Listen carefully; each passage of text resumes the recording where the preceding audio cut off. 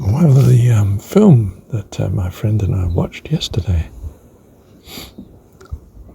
I can think, I can wait, and I can fast. This is, as I remember it from the film, I may have got it wrong, but to fast is to prioritize. You cut everything out of your life to focus on God. It is this incredible ability in thinking to focus. I try to do it by keep coming back to what was my original purpose. Have I fulfilled that yet? And I like to very often in a recording say, well, let's come back to the beginning. Where was I? What was I at when I started this? In some sense to complete it, not to leave it ever open, never coming to a conclusion, but to achieve in some sense what I set out to do. Have I achieved that yet? If I have, good. If I feel I have, If I haven't, well, let's have a think about this. So as a follower, he realized he can think, he can wait. In other words, meditate, just wait, do nothing. He could fast. Well, you fast to prioritize. He was fasting to prioritize, I think, understanding or outcome. Even when he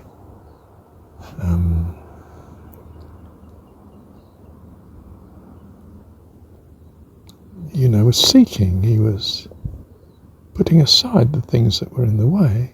He was fasting them out, that he could focus on what was important, and he could weigh it, and he could think. So he's watching and waiting, isn't he? Watching and waiting, looking above. Well, he may not have been looking above, but he was purposing. Well, it was the story of Siddhartha, and one when I first read, before I was very far along the spiritual path, I felt very confused with, is it about the Buddha or isn't it? Gautama Buddha.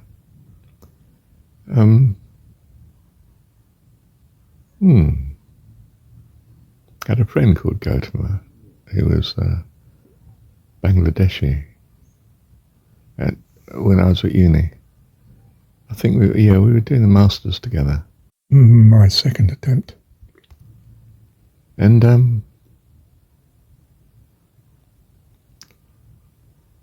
Gautam Chatterjee, his name, Gautama, you see, was relatively spiritual in a worldly way, as Indians can be. Well, he's sort of Indian, if you know what I mean. And a good friend we were to each other. We knew our cultures were so different, but he was embracing Western culture and went to live in Boston with his wife. Very good income, academic economist like myself, and but did it professionally.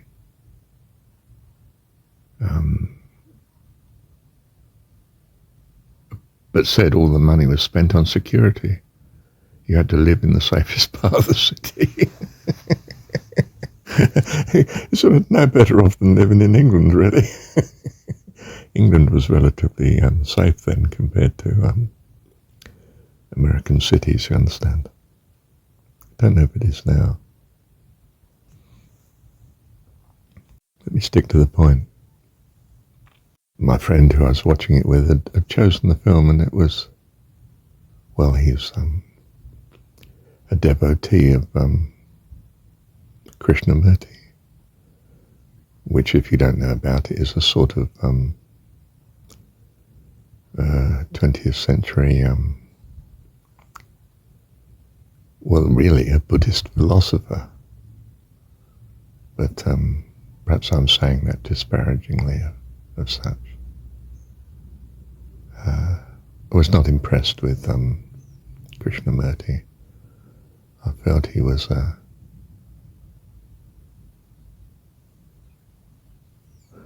well, doesn't matter what I thought, does it? The point is, my friend is therefore not a believer in God and wants to reject the whole idea, and well, strikes me as depressed as Krishnamurti was, and from my narrow point of view, with good reason. How could you not be depressed without the love of God in your life? It's frightening from my point of view. I mean, now I've become a believer, I mean, utterly terrifying from my point of view to not have, may I put it mildly, this consolation of loving God. Well, the film says it all, really. And the book that I read earlier, the film has made it clearer to me, but then I'm clearer now. I've come decades later, haven't I? I was a young man then. I was 20, I don't know, 24 or something. And now I'm 78. And half a century experience here in the classroom has had its effect.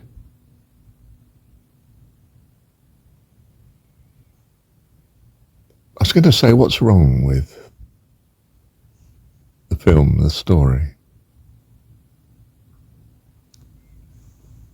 I know there's something wrong with it because I have great trouble remembering the name of it. And it slipped my mind again already. Oh, it's because you're 78, mate.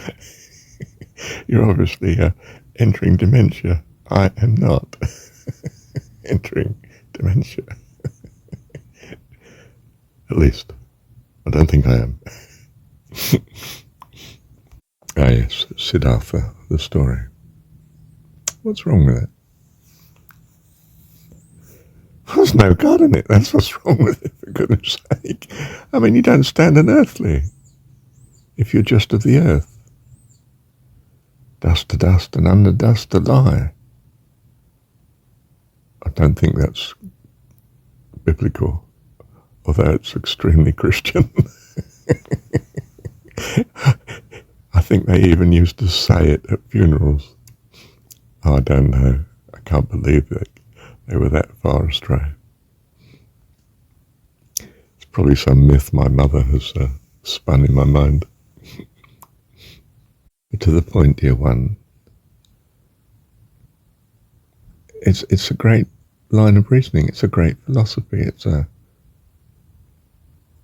It's the wonder of man without God, striving for God but not finding him. You need a touch from heaven. It has to be the miraculous. My friend finds me the miraculous. I give him lifts, I turn up, I help, I'm concerned for him. And now and again he just thinks, why? Doesn't make sense. Why is Marshall helpful? I mean, not that he doesn't appreciate it, on the contrary, he does appreciate it. But just can't quite work out why. That somehow in his mind it's not rational. It is appreciated, but not rational.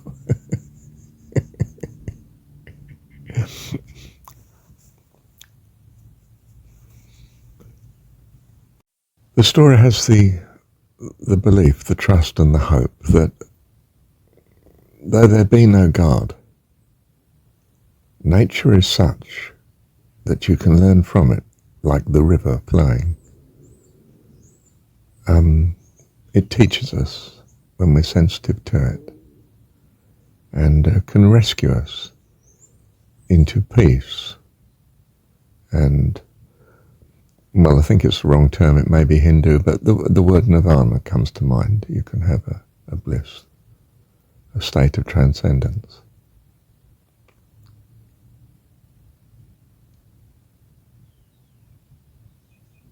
It's a belief system. It seems to appeal to the 21st century world, Western world, I mean, of increasing secularization. But of course it's a belief system. Just as capitalism is a belief system, just as science is too. Well, it was. It got corrupted. I mean, science was a belief in causality. There is a cause, and if I look long enough and search long enough, I may find it, and I'll be greatly blessed by doing so. I'm seeking truth, reality. The fact that reality is just a film. It's a story. Just a story you keep coming back to. The dream you keep waking up into is what you call reality. But it's still a belief system.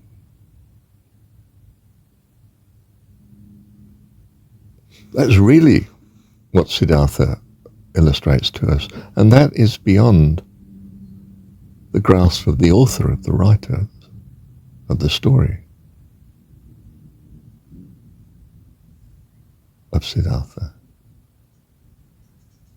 He was, like Marshall was, purposed to be, sitting in the public library studying Plato, most earnestly, and transcended through it. I could come into the street afterwards, urban area, and just look at it in wonder, as if I just stepped out of ancient Greece.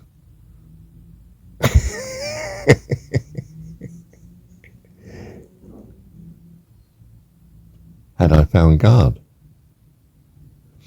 Well, yes, in a sense, but I didn't know it. And it wasn't because of the author. Although there is much rumour that the Christian story is greatly influenced by Plato. I think it's possibly a misunderstanding. The New Testament is greatly influenced by Plato.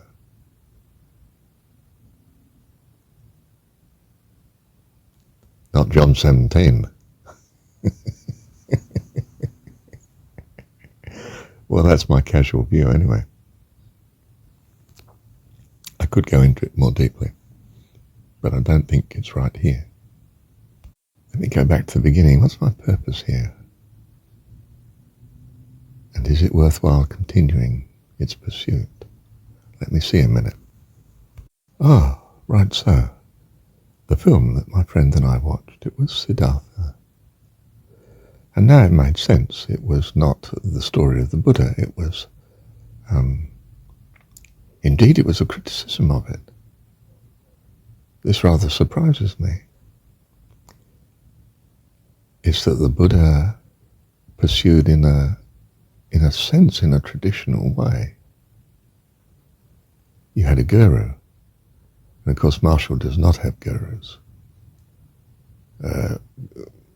You could say he had Jesus for a while, yes. You could say I had Plato for a while too, earlier on. But it's not the way in itself. Well, it's the way, but it's not the arrival, is what Siddhartha wants to say. And so he says to Gautama, the Buddha, yeah, I think you're right. But I'm not going to be a follower of you, because I can only really find it's right by finding it myself. And it's that which you have which I seek, and it's not from you. It's to be from me in the world. So he goes off, he falls in love, and so the story goes on, and we end up with him inheriting the boat on the river to ferry people across from a chap who, if anything, should have been his guru, but was in fact Vasudeva, which is another name for God in the Hindu setup. And in some sense, I still think it's the case that Buddhism is an upgrade, a revise, an attempted revise of Hinduism, just like the Jesus story was meant to be a revise, a correction to Judaism. No wonder the Jews rejected it. I mean, it's quite reasonable. It was a rejection of them, in a sense, you see. This thundering war god that will, in genocide, give them the promised land.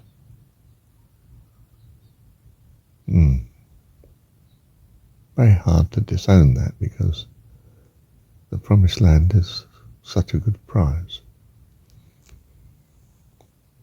You could only do it for the love of God. And I mean the Jesus God too, in that sense. Your God. The one that you love. The one that personifies what you at present value, not what you should value, according to some authority figure. So I see Siddhartha as a revise, an upgrade attempt on the story of the Buddha. Some don't. They see it as in wonderful harmony with it. So I was greatly blessed by listening to this. Greatly blessed. I like that phrase. Very quaint, isn't it? I felt it was a great help watching the film, and cleared up a few ideas in my mind. And I found an AI analysis of it, which I think I've just given yesterday, didn't I? Perhaps I could refer you to it. Might be of interest to you. I don't know why I've recorded this particular recording now then, that we're in. Except that it came to me to do it. Thank you, Heavenly Dad.